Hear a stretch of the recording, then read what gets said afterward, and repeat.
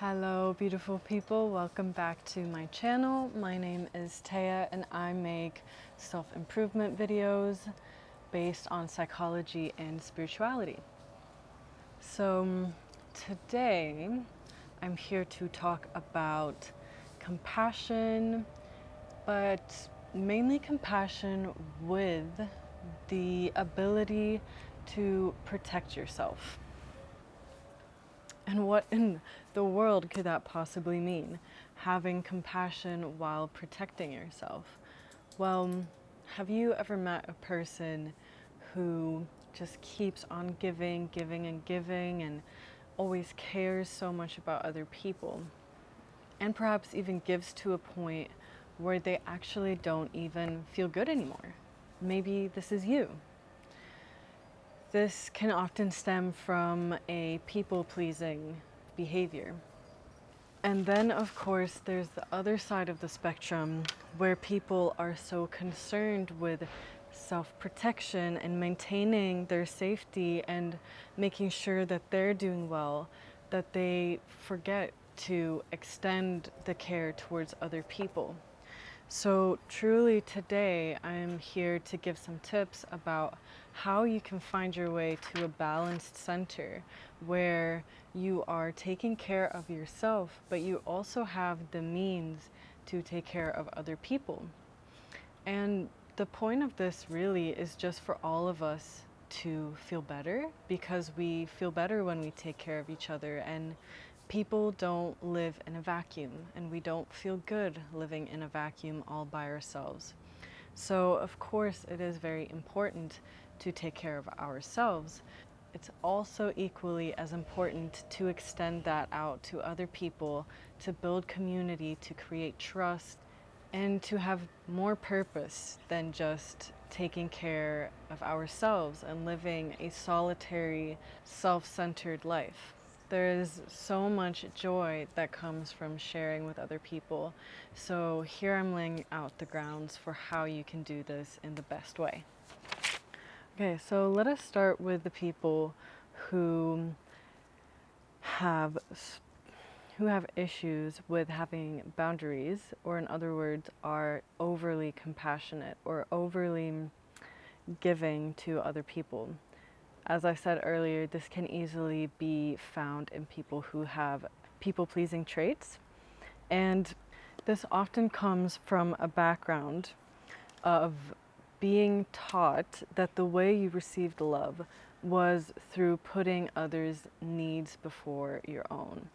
This type of person is afraid that if they set up boundaries or if they express their needs, that it's going to be met with negative emotions. Whoever they ask is going to say no, that I can't do that for you, or they're going to disregard them, or even react in a very strong negative way. And there must have been experiences when they were younger that conditioned them to believe that this was the most effective way for them to react or to exist. Because if they didn't have needs, or if they pretended they didn't need anything and they instead decided to take care of the people around them, then they would receive love easier than if they also expressed the fact that they needed to have their needs met, which everybody does. So this type of person tends to feel taken advantage of often because they're too afraid to express what they truly want. And at the core, there is like a lack of self-worth and understanding that they deserve to have their needs met, and they deserve to be loved the same way that they give out love and care to the people around them. So these people tend to value other people and their needs as much higher than their own. And unfortunately, this can often cause them to lose themselves and not even be aware of what is going on within them internally or emotionally, because they're constantly so focused on the lives of the other people. And this can extend to their near and dear, their family, their friends, but it can also extend really far out into the general community or even worldwide. This can be seen as a really honorable trait in a lot of ways, to care, but in fact, the majority of the time, these people are not taking care of themselves at all, and it can often be an easy way for them to escape their inner turmoil, which everybody has, and their inner resistance and concerns by focusing on the lives of other people. And then none of their needs get met, but they also then don't end up connecting to themselves and understanding their emotions, and they become sort of like a shell often because they're just so disconnected from their true being. So even though it is honorable to have compassion and to care for other people, it can really go into overdrive and end up hurting you as the person who is expressing these traits. And at the end of the day, this is going to start affecting the people you care about, because you have to take care of yourself in order to care for other people. Eventually, if you don't take care of your body, you're going to get sick, or you are going to feel emotionally unwell, and you're even going to start spiting the people who you serve because you're constantly forcing yourself to sacrifice yourself for other people's needs. So, in order to truly have a healthy amount of compassion and be able to truly help people, we want to help them from a space of being healed and knowing that it's okay to ask for help and having our own needs met. It is like the saying, you cannot love somebody else without loving yourself first. Before you go to fill somebody else's cup, whether that cup is a cup of health or joy or self-care, make sure that you give the same attention, the same amount of self-care to yourself first. Let your cup flow over instead of constantly giving from your cup and making yourself have less so others may have more. So the reason why I have the balance between compassion and self-protection together in this video is because in order to get out of this space of being overly compassionate and overly concerned with other people, you have to, in fact, look into this more selfish or more negative aspect of yourself, which is to protect yourself and to honor yourself, to learn your boundaries, to get to know what is too much. Everything is one side of a coin, like we have here, self-compassion. Oh, you could even put it as compassion towards others and then self-compassion, because that is truly what self-protection is. But when self-protection goes into overdrive, then it becomes very selfish and it becomes only concerned with the survival of the self. And you can see this in modern times and how so many people are living. They are concerned only for the survival of themselves or their family, making enough money, becoming a millionaire or billionaire, because they are afraid of not having control. They are afraid because they haven't looked at their own traumas, and instead they are just building their lives off of their fears and off of this self-protection mechanism, which unfortunately, when people are so self-centered, they often end up hurting other people because they don't have any more compassion for them. They can't relate to the other anymore because they have practiced this act of being self-centered for a long time. And it's very easy to get angry at these types of people. But the fact is that anger isn't going to solve anything, because all of us actually have some of this self-protection mechanism because it's necessary. It's a necessary part of life. And if we get angry at the people who have gone on overdrive on this aspect of themselves, then it is a way of closing off and shutting down the aspect of ourselves that is the same. It's okay to feel your feelings, but to constantly feel judging and to constantly berate and, get angry at people who really express this trait, and this applies to any trait, it's just not a healthy way to deal with it, because every single trait that someone else has, we also have within us, even if it's significantly smaller and expresses itself differently.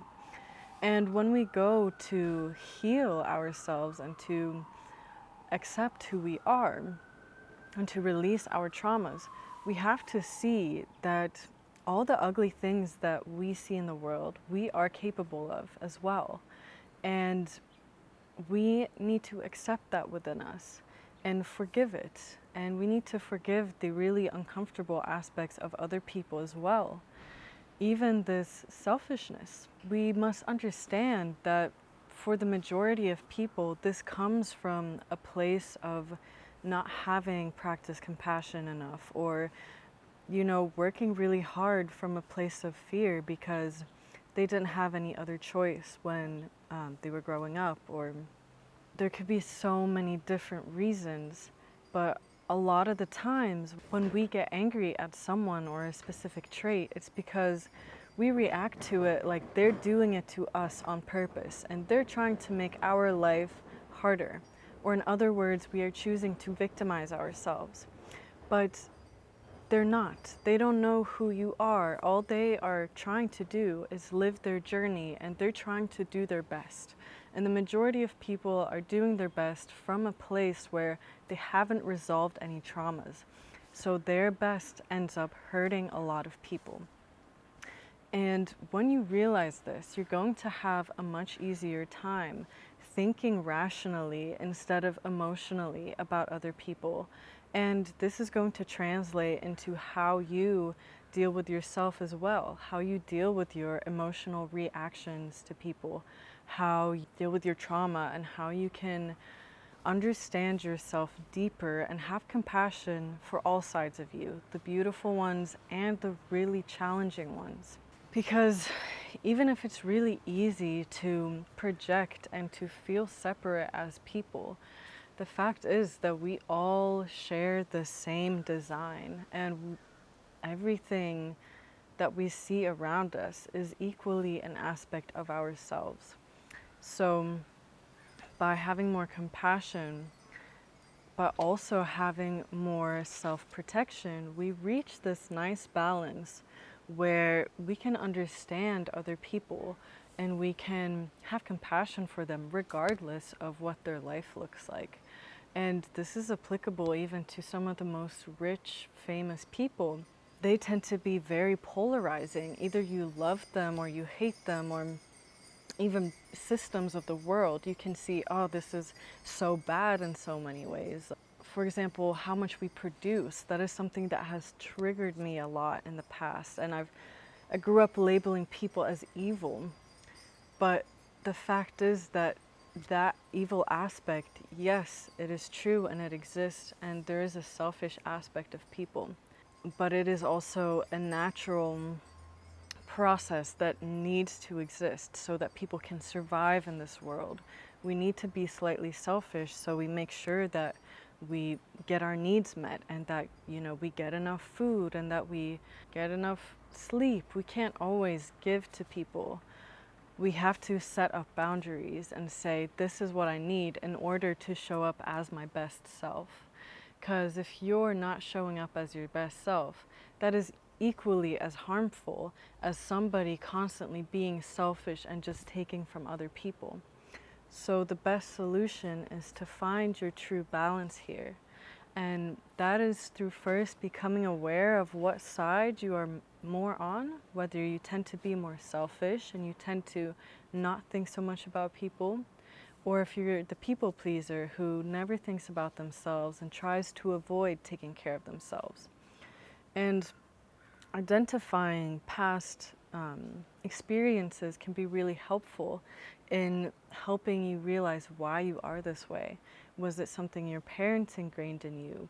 Was it something, for example, you grew up really poor, so you felt like you had to fight for money? or your parents shamed you for being too selfish as a kid, so you felt like you constantly had to prove yourself by always giving. So get to know yourself and be real with yourself. Where are you? How are you? And even the awareness of how these patterns can come up in different ways in our life. Maybe you're usually very giving, but you're specifically very selfish in certain situations.